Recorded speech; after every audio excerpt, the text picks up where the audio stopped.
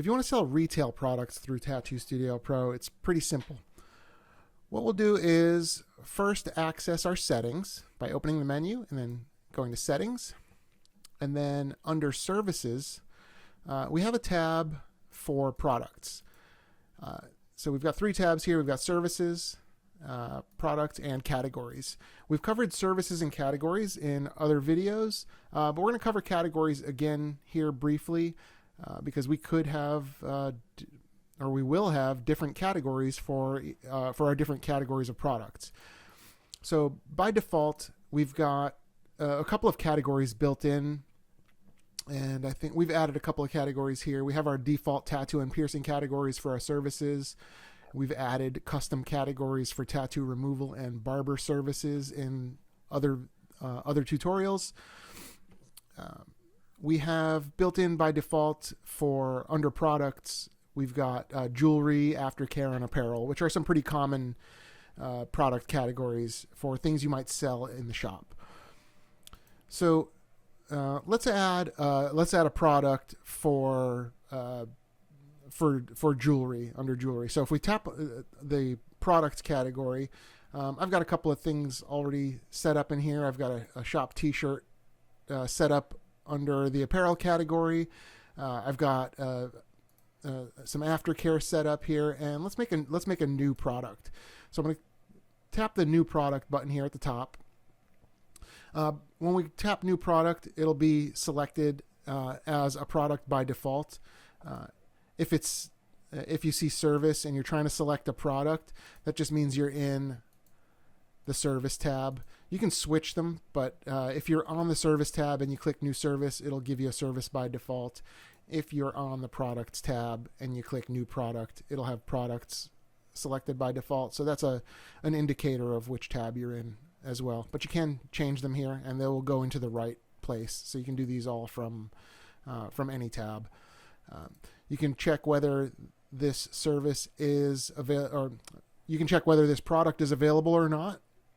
Currently, we don't have inventory management built in yet, but it is on our roadmap for the very near future. So this checkbox will be enabled or disabled automatically for you sometime in the future based on inventory levels. But for now, let's add a jewelry item. Let's just add a 10 gauge barbell. And the category is going to be under our jewelry category. And we can add an ID in here. This could be a SKU number or any identifier that you'd like to use.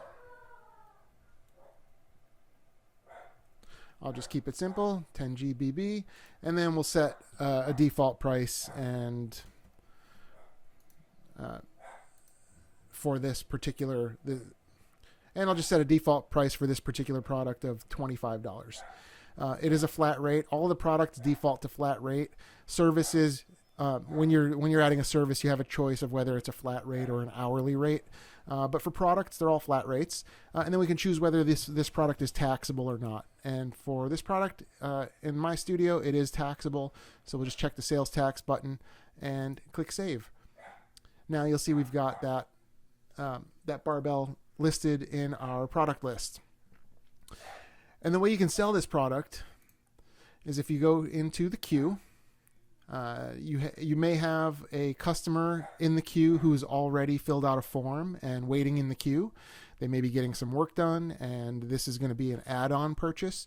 The way you would do that is you would first complete the form, and then after the form is completed during the checkout, you can add that. But right now, we'll just do a quick sale, and we're going to sell this barbell as if the customer just walked in off the street and they're not getting a procedure done. So let's do a quick sale. We can search for an existing client or add a new one. Just grab a test client, Alexander here. I have no items yet in the sales ticket, so I can search products or services by clicking this button here, and there's my barbell. We'll add that to the order, and we've got the price filled in by default. We can add as many other products as we want here. So let's say they grabbed a T-shirt. We'll add that as well, and I'm just going to notate that that they got a size large. And like I mentioned, we don't have inventory control yet, but we will have that soon, and sizing will be optional here as another drop down. But for now, this is our sale. This is our ticket. We've got our total here. And if we hit checkout, we can choose our payment method, add a tip if any, and then taxes are already calculated. As you can see here, we've got a tax of $3.50. I'll show you where to set that tax up in just a second here. Let me just submit this payment, close out the ticket, and we're done. The way we get to the tax settings is under the settings and then preferences. So we've got regional preferences here. So for international users, we may want a different currency symbol, but by default it's a $. We can choose the placement of the symbol, again, based on your region. Default is on the left for US dollars. And this is where the tax amount goes. So I have a 7% tax amount here. And that's how we got the tax of $3.50 on the sale that we just did. So you can make that change here and then save your preferences, and your taxes will be calculated properly. And then we can take a look at the reports real quick, since we're looking at the taxes. And we've got a breakdown of all of the sales for today, including the taxes, and you'll see those listed there in the reports as well. And that is it. That's how you sell products in Tattoo Studio Pro.